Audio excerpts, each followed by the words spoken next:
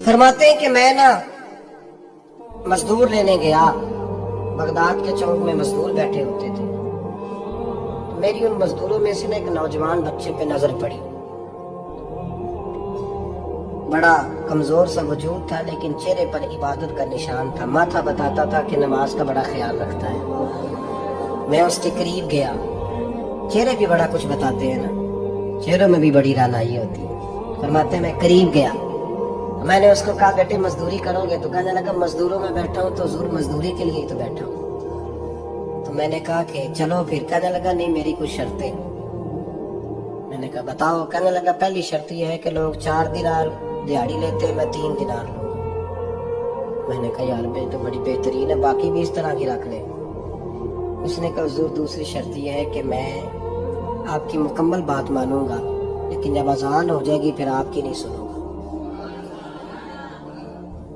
तीसरी बात उसने ये की कि हुजूर मैं आपके घर में काम करूंगा पर आपके किसी सवाल का जवाब नहीं दूंगा। कहते मैंने कहा यार तू बड़ा अजीब है, शर्तें तो मालिकों की होती हैं। कहने लगा जी बहरहाल मैं शर्तें लगा के जाता हूँ। फरमाते हैं मैं उसे घर ले आया।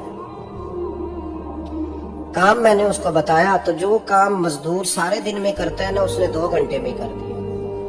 हमारे मजदूर सिगरेट पीने में भी तो आधा घंटा लगाते हैं, वो चाय पीने जाए तो पौना घंटा वहां। उनको भी तो ध्यानदारी करनी चाहिए कि नहीं करनी चाहिए?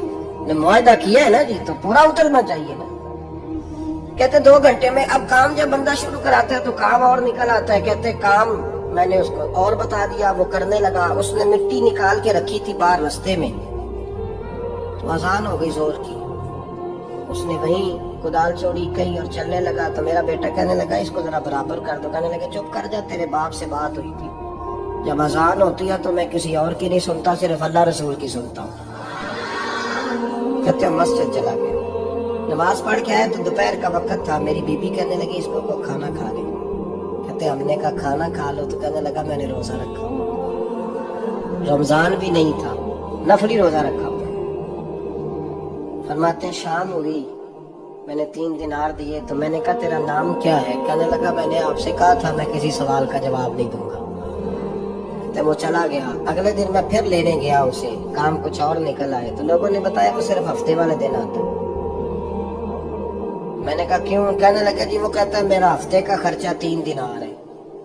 जब 3 दिनार कमा लेता हूँ तो बाकी सारा टाइम अल्लाह रसूल की जिक्र में गुजार दिया करता हूँ। फरमाते हैं जी अगले हफ्ते में फिर लेने गया। मैंने पूरा हफ्ता इंतजार किया कि काम उसी से कराना है। मैं जब गया तो मैंने कहा चलो। कहने लगा मेरी शर्तें याद है ना? और मैंने कहा याद है भाई, साथ चल। फरमाते हैं काम कराया। 2-3 हफ्ते वो आता रहा। एक हफ्ते में गया तो लोगों ने कहा हुजूर आज नहीं आया। क्यों? कहने लगे बीमार हो गए। कहाँ घर है? कहने लगे बगदाद के कब्रिस्तान के पीछे जो कच्ची आबादी है उसमें रहता है। फरमाते मैं गया, दरवाजे पे दस्तक दी तो कहने लगा हुजूर आप हैं? दरवाजा खोला है, आ जाइए। फरमाते हैं मैं अंदर गया तो मैंने कहा तुम्हें कैसे पता चला मैं आया हूँ? कहने लगा हुजूर अल्लाह वाले हो, आप नहीं आना था, वरना अमीर तो गरीबों का पता लेने कोई नहीं आते। कहते मैं करीब गया तो कहने लगा मैं आपका इंतजार कर रहा था, तेज बुखार है, तप रहा। जेब से कुछ पैसे निकाले। कहने लगा ये पैसे रख। एक अंगूठी निकाली। कहने लगा हुजूर आज रात को मेरा इंतकाल हो जाएगा, इन पैसों का कफन खरीद के सुबह जनाजा पढ़ के मुझे दफन कर देना, और जब दफन करो तो ये अंगूठी लेके असर के बाद हारून रशीद के पास जाना। आप उसे कहना मैंने मिलना है पर वो आपको टाइम नहीं देगा। आप उसको आवाज दीजिएगा कि तेरी एक अमानत है मेरे पास। फिर वो आपसे मिलेगा तो अंगूठी दे दे, फिर आप मेरी तरफ से फारिग है। हसरत फरमाने लगे तेरा नाम? और कहने लगा हुजूर वक्त थोड़ा है, आज रात मैंने जाना है। बड़ी लंबी माफी मांगनी है रब करीम से, अगर मुनासिब समझे तो मुझे अपने रब से तन्हाई कर देना। फरमाते हैं मैं आ गया पर उसकी बातों ने मुझे सारी रात सोने नहीं दिया।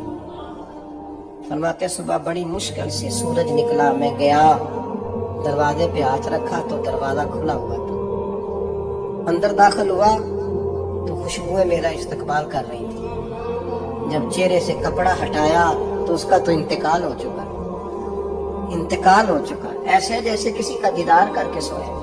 कहते मैं तो 2 आदमी ले गया था जनाजे पे, पर पता नहीं दुनिया किधर किधर से आई, कहां कहां से। अखा जदों मीटियां जमाना मैनू रोवेगा, अपना ते अपना बेगाना मैनू रोवेगा।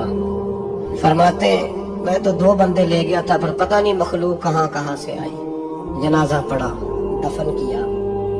हारून रशीद के पास में असर के बाद गया, मैंने बुलाना चाहा पर बादशाह था, मेरी तरफ देखा ही नहीं। मैंने उसको कहा तेरी एक अमानत मेरे पास है। फरमाते हैं मुझे कोने पे ले गया, क्या बात है, कमरे में बुलाया, मैंने अंगूठी दी। हारून रशीद तो चीखे मारने लगा, कहने लगा अंगूठी वाला कहाँ है? मैंने कहा तो इंतकाल कर गया। कहने लगा मुझे कब्र पे ले चल। कहते मैं कब्र पे लाया तो वो लेट गया, तड़प के रोने लगा।